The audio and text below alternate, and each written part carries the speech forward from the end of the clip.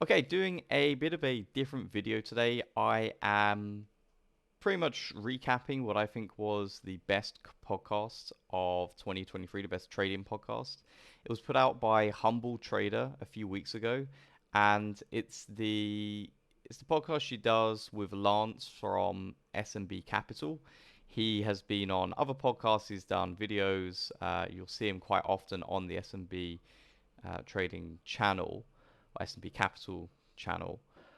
And the insights he gives, I think, are possibly the best out there. Uh, it doesn't matter whether you trade small caps like he does, futures like I do, the value he gives in how to go from a losing trader to a successful trader is incredible. So I'm going to break down the podcast and sort of pull out the best bits. The whole kind of thesis behind the podcast, or the whole point is it's a process for losing traders, and the key thing there is process.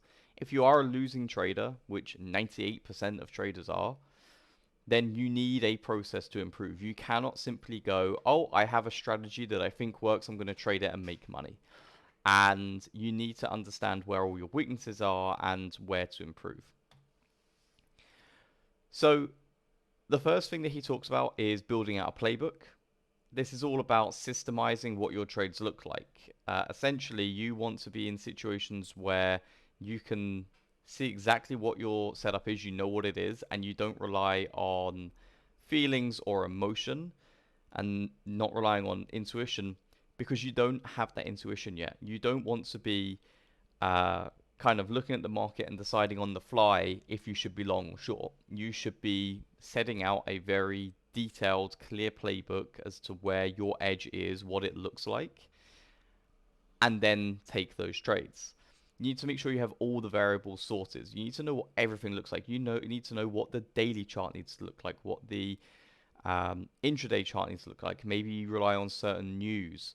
For me, I'm really big on waiting for a defined conflict zone to actually um, be used as support or resistance or breakout, and then to get something. You need to know everything. New traders will find it hard, or find it hard because there are so many different ways to do it. He relates it to like a diet plan. There's so many different diets you can go on to lose weight. None is necessarily better than the other.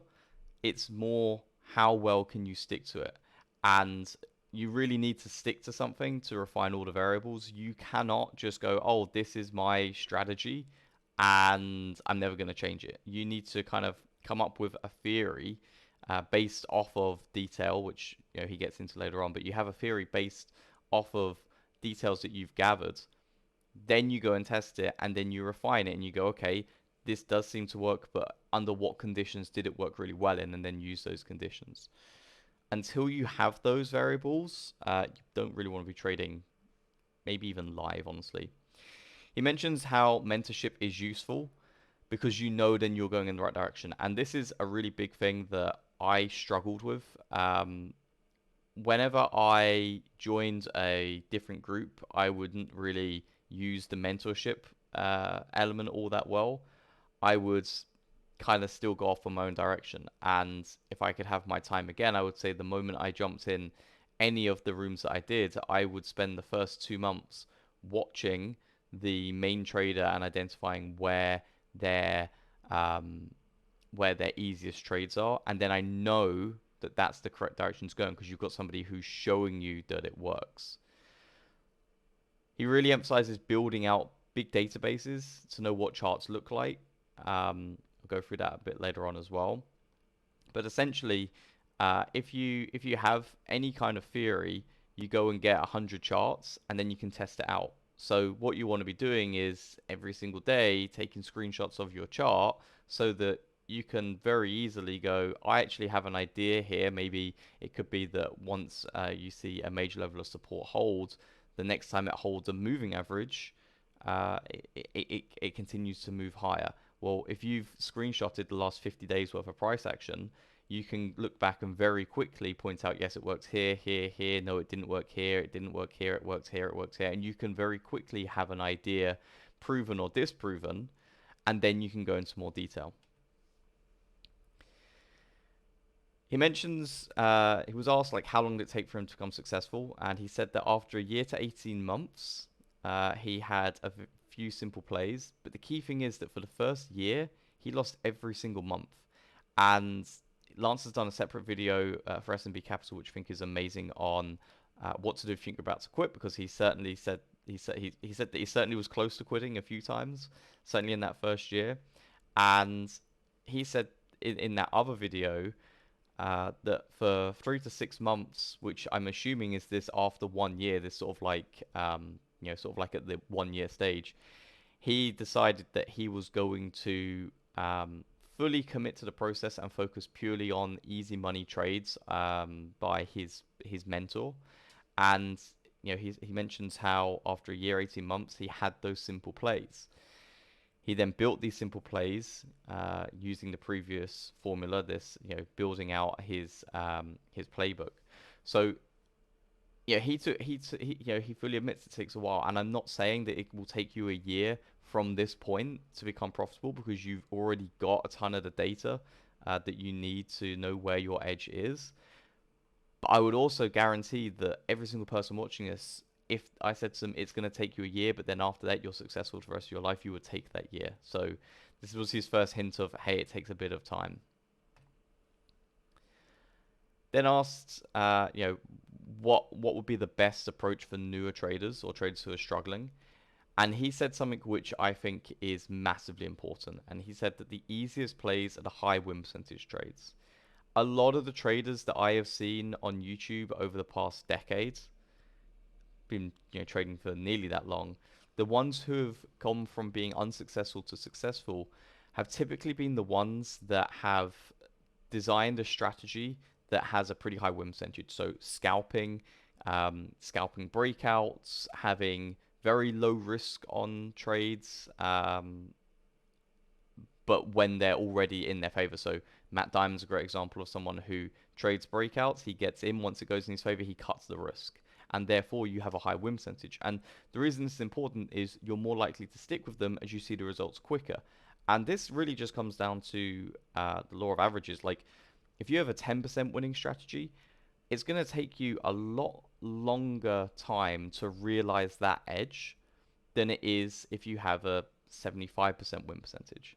Even if that 10% edge, it's you have a 1 to 20 risk rewards, the variance in that is so high that you're going to probably quit on it because you're not going to trust it.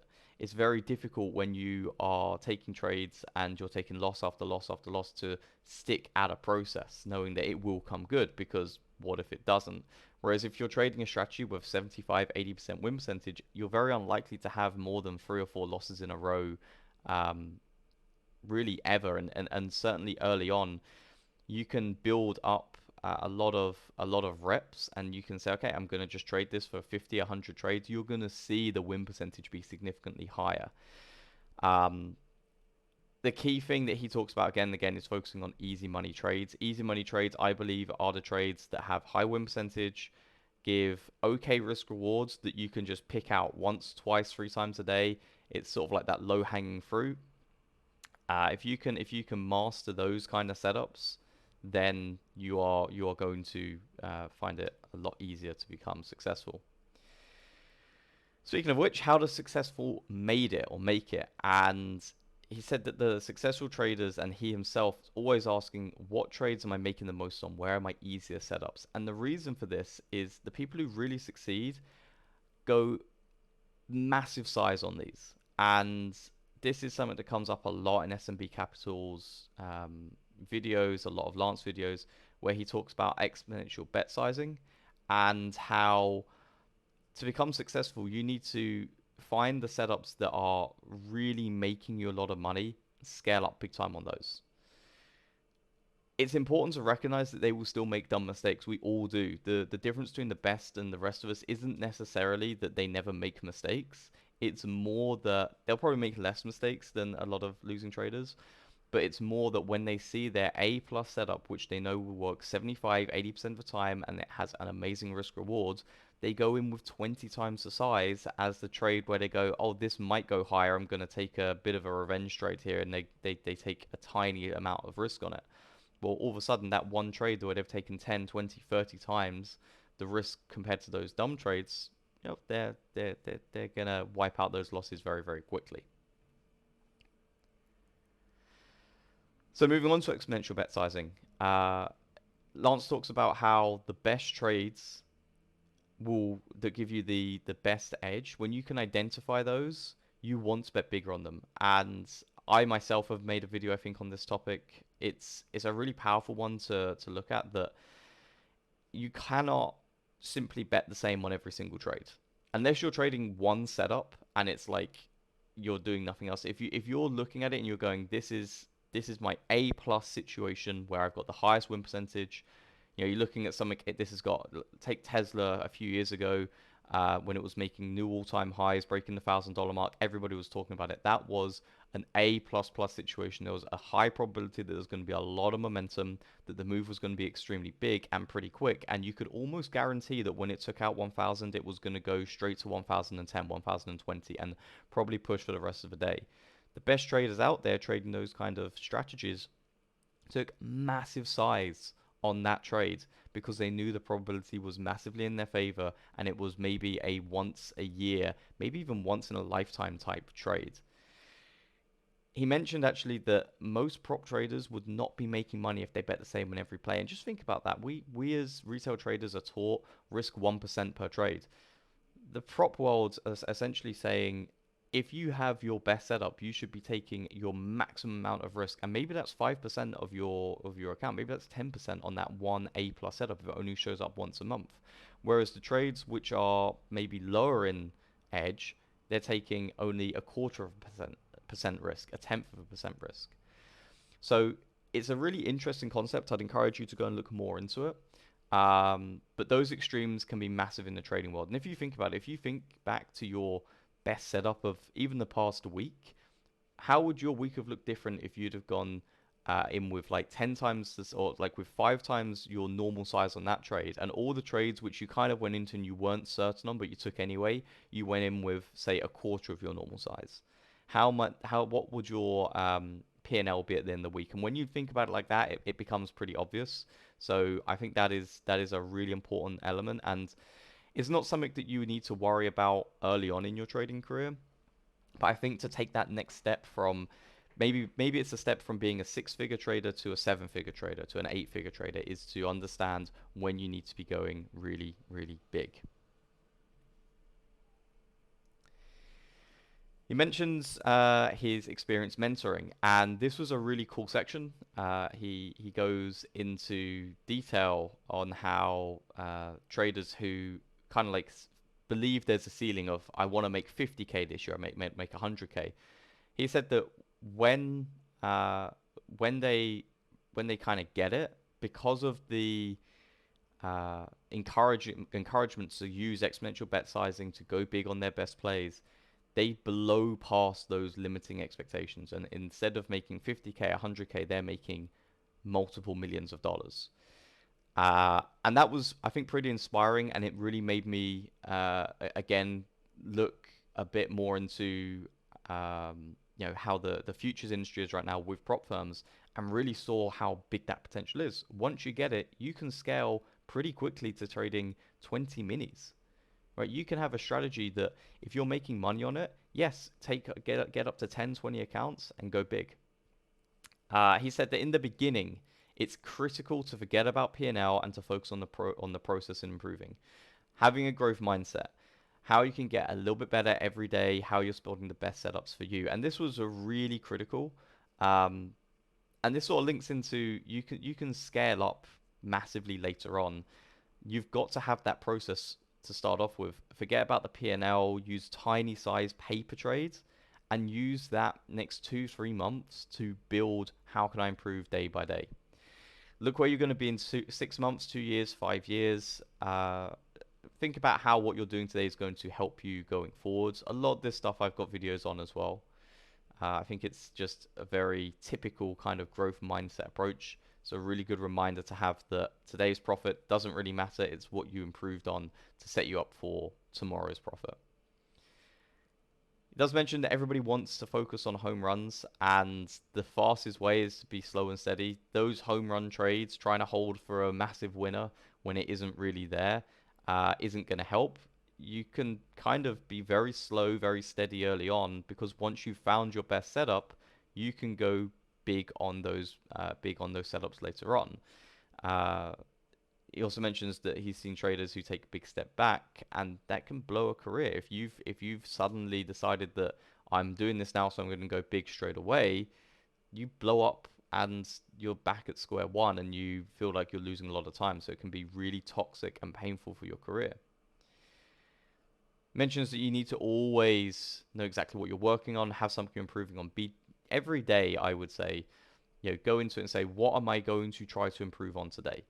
And the P&L, again, the P&L doesn't matter. It all comes back to that idea of the P&L doesn't matter today. I just want to get better at holding my positions for a little bit longer, not stopping out before I actually get to my stop. Or I want to practice taking my profits a little bit earlier because I try to hold them too often. Whatever it is, that's your goal for that day. Don't worry about the P&L. If you get better at that for 5, 6, 7, 8 days in a row, the P&L is going to follow it on. Judge it month on month. See how you're improving over longer periods rather than just day by day in profit.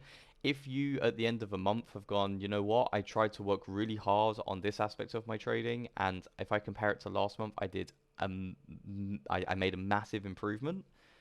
You do that month on month, it compounds, and you will become successful. Difference between success and failure, and he finally goes at the start of this segment that everything is. And what he means here is that the successful traders, they're working the hardest. They're asking the most questions in the most detail.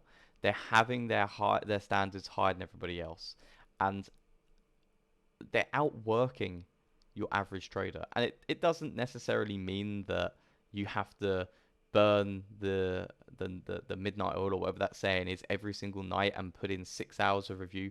But it does mean that you need to be thinking, what is who are the traders who are nearly successful doing, and how can I outwork them? And maybe that's doing the most amount of reviewing. Maybe that's asking a mentor the most questions, going whatever it is. You need to find a way to be outworking those people. And remember that this compounds over years. Doing it for a week doesn't matter. Doing it for 2 weeks doesn't matter. Doing it every day for a month is still doesn't matter. Doing it every day for a month, for a year, for 2 years, then you're going to see the progress. Now, he mentions here, which I think was really important as well, that the after hours, especially early on in career, is huge, and to treat it like rewatching game tape. You have an opportunity at the end of the day to go back over the market and go, where could I have made profit? Where did I actually trade? And what's the difference between those two? Early on, you really should be looking at trading as being your secondary thing, and that your main priority is those couple hours after the market where you can actually review. And that whole process, bringing that review and that recap into the spotlight, I think had a massive impact on my personal trading, because all of a sudden it made me realize that the real value that I can gain each day wasn't by trying to trade, it was by looking back and seeing where I could improve. Now, speaking of routine, a few things that he pulled out that you should be doing a routine is make sure you review the easiest opportunity for each day. Reverse engineer it, and why was it so easy to take that trade, and why was the opportunity so good? If you keep on doing this, you build a huge database. You do that for 2 months, and you have 40, 50, 60 opportunities that were quote unquote easy money trades that should be really straightforward to take. If you do that, and at the end of that period you go, you know what, at least half of these are linked and have the same catalyst, there's your strategy that can be sort of like the backbone of your career. You need to begin basing that whole routine around it so that you can keep on finding more of these particular plays. An example in my own trading, just to sort of bring it to life a little bit, I found that my best plays recently have been when I've come into a conflict zone of support or resistance. It's held that level. It hasn't broken it. And then when it reverses, it is actually given a flag back to a moving average. Great. What I began to realize is that that same setup was happening again and again. And I realized that there were other opportunities that didn't have that flag but had the same characteristics. And as a result, it leads me to going, well, hang on, I could now just identify this situation and trade just this situation, knowing that my edge here is really, really big. So you can find more of these opportunities, maybe slightly different variations of it, knowing that you're in a really clear, easy money edge situation. It also mentions how trading with a team can be helpful, which we'll go into in a second. If you share with them what your easy opportunity looks like, they can help you find more, and they will probably share with you what their easy money opportunities are. Now, talking about trading in working in a trading pod, he suggests to try to always have a trainer and others to work with, and this is so that you can compare trades. You can see how other people have taken the same trades. You can learn from them. Always be open to learning, even if it's somebody who isn't as good as you. Always be open to looking at their trade, going, "Hang on, what did they see that I didn't see in this? And is it something that I should consider?" You might have had a day where you traded horribly, and the worst trader in your trading pod had a great day. Okay, well, why did they have a great day? Learn from that. What did they see that you didn't see? At the end of each day, at the end of each week, maybe the end of each month, exchange what your best trades were. And if they share with you their edge, you share your edge with them. You may find after a month or two that you understand their edge really well and can trade it as well. I think the big thing is that no problem is new. You can find somebody who overcame your current struggle. If you are in a group and you are really struggling on FOMO and someone else struggled with FOMO in the past, they can share how they got over it, and you can work with them a little bit more closely for a while to overcome yours. It makes it more fun, which I think is an important thing. If you're enjoying it, then it's easier to put in the work. Um, if you're sharing at the end of the day what worked well, what didn't, you can build those ideas. And all of this, you can see there's a bit of a theme. It's all about building data, building information, building reps of what the best opportunities are. So you are becoming accustomed to what are the easy trades, what are the best trades, what am I doing well, what am I not doing well, focusing on that rather than, hey, I made 200 bucks today, look at me, I'm great. It suggests to look on Twitter, Reddit, Discord channels, and you can simply do this. You can join, for example, futures traders. If you're with Apex, Apex have launched a Discord channel. You could go into that channel right now and say, hey, I trade like this. Does anybody trade a similar way and wants to share ideas? I can guarantee that you will find within half an hour 4 or 5 other traders who are the same. The only thing is you need to make sure you're giving value, because otherwise people aren't going to work particularly hard for you. One thing he does mention is it is not particularly easy to find really high quality trading pods. And that's kind of the good thing, because if it was, then everybody would be doing it. Something that's hard is something that's worthwhile doing. So it might be a case of you have to be a little bit ruthless and you form a trading pod and you go, hey, you know what, these guys aren't providing any value whatsoever, and they get cut. And maybe you need to consider that on yourself. I'm not adding any value, so maybe I need to cut myself from this trading pod, or I need to find a way to provide value. So my top takeaways, and I've got 3, and they won't come as any surprise, I don't think. Number 1 is focus on easy money trades. These will build your entire career.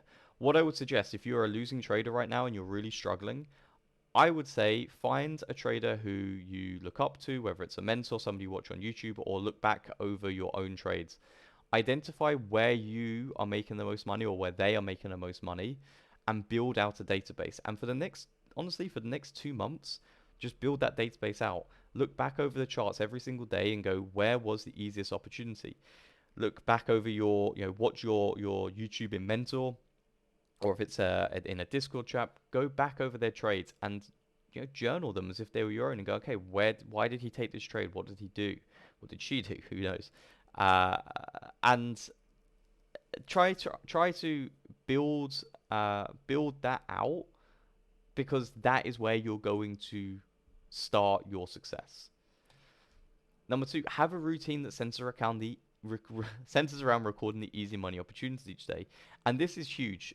This is something that I began doing, and what it begins to do is when you every day take a screenshot of the whole day and then zoom in on where the easiest opportunity was, what you begin to do is you begin to collect data that is telling you daily what you should be looking for the easiest plays. And once you've done this for like 2 weeks, if that, you're going to begin to see, hey, you know what? 7 of these 10 easy money trades that gave massive moves that had no risk on them, 6 or 7 of them had um, similar characteristics beforehand. And all of a sudden, that forms your strategy. That data builds out a future edge, and it will kind of teach you when the best market conditions are for you. And then finally, stop worrying about P&L in the early stages in particular. If you're struggling, if you're a losing trader, um, you spent a couple of months building these easy money strategies and you have an edge that you go, this is my edge, this is the big one. What you should be doing is going, okay, I'm now going to spend the next month, 2 months in a sim account or trading the cheapest eval I can find. And I'm not going to worry about the P&L. I'm not going to worry about trying to get funded. I'm not going to worry about trying to make a certain amount of money. Instead, you're going to trade to build data on how you perform and how your edge performs for the next 3 months.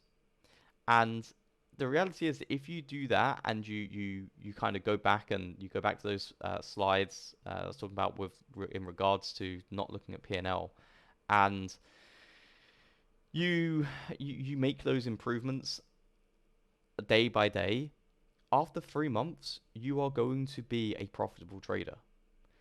If you follow this approach of, find the easy money trades by screenshotting every single day, identify where the best opportunities are, and then spend 3 months where you don't even worry about the P&L, but you're just trying to execute the easy money trades day in, day out.